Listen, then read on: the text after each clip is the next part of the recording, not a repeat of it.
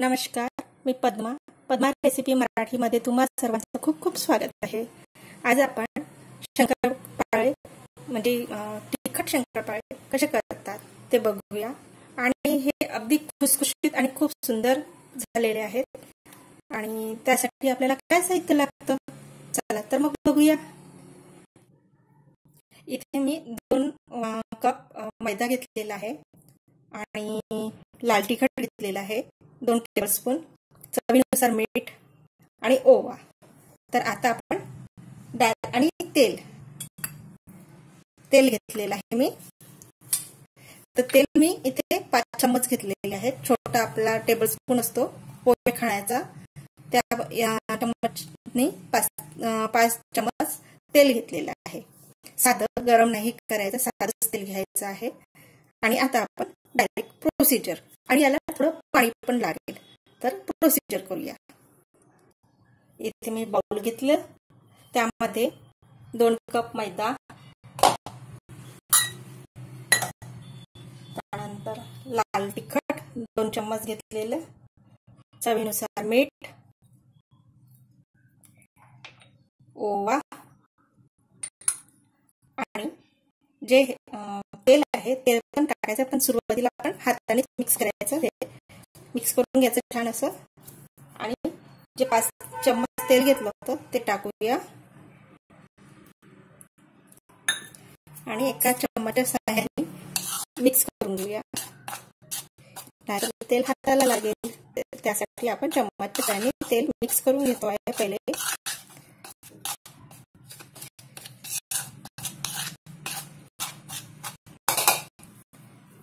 आता आपण हाताच्या सहाय्याने मिक्स करून घ्यायचं, छान त्याला मळून घ्यायचं छान असं। या पद्धतीने मळून घ्यायचं त्याला।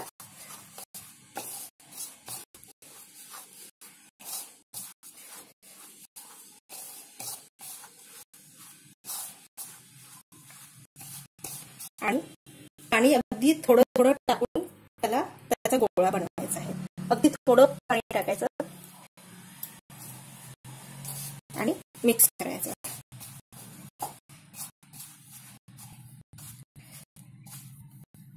कारण की हा मैदा आहे त्याच्यामुळे पाणी थोडं थोडं टाकायचं, ते एकदम सैल व्हायचं आणि छानपैकी स्मूथ असा एक गोळा बनवूया। या पद्धतीने हा गोळा करून घ्यायचा आहे आणि याला अर्ध्या तासासाठी रेस्ट करायला ठेवूया। याच्यावरती एक प्लेट झाकून ठेवायची आहे। आता इथे हा गोळा आपण स्मूथ मध्ये थोडंसं मळून घेऊया आणि याचे 3 भाग करूया। कारण की आपल्याला याची पोळी जी आहे ती पातळ अशी लाटायची आहे। असे 3 भाग करून घ्यायचे आणि छान याला स्मूथनेस करायचं असं या पद्धतीने आणि पातळ पातळ लाटायचे आहे। आता इथे मी एक गोळा घेतलेला आहे। आता याची आपण पोळी लाटून घ्यायची आहे।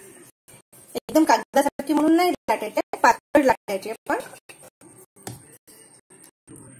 अशा प्रकारे पातळ लाटून घ्यायची आहे। बघू शकता किती पातळ केली आहे, खूप पातळ केली आहे।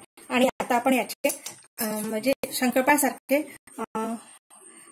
काप करून घेऊया। आणि तुम्ही साईज कुठला पण ठेवू शकता, लहान मोठा करू शकता आणि त्याला शेप पण तुम्ही कुठला पण आकार देऊ शकता।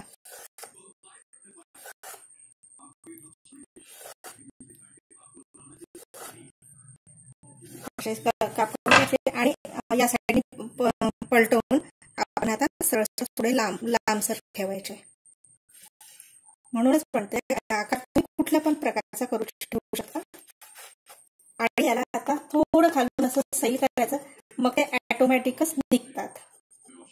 असं करायचं, काढून घ्यायचं, असं करायचं, ऑटोमॅटिक निघतात।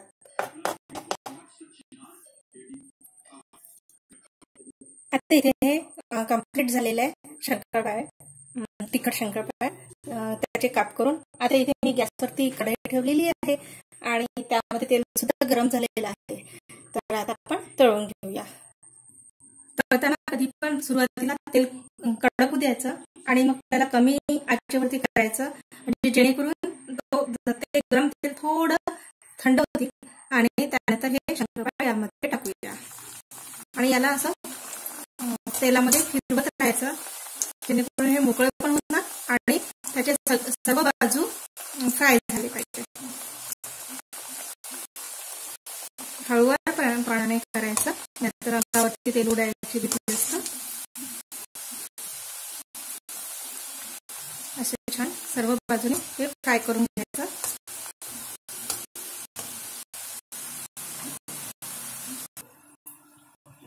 आता इथे हे आपले झालेले आहे. समजा आपल्याला जास्त डार्क कलर हवा असेल तर करू शकता. तर आता आपण हे एका टिश्यू पेपर वरती काढून घेऊया.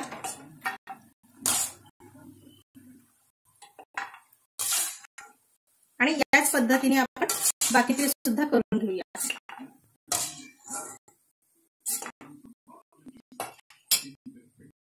आणि कधी पण तळताना आता आपण दुसऱ्या टाकणार आहे तर गरम करून घ्यायचं आणि मग गॅस स्लो करायचा आणि नंतरच ते शंकरपाळे त्यामध्ये टाकायचे. थोडं थंड झालं की असं करायचं. त्याच्यामुळे ते कसं शंकरपाळे हे तुटत नाही किंवा फाटत नाही आणि व्यवस्थित ते फ्राय होतात.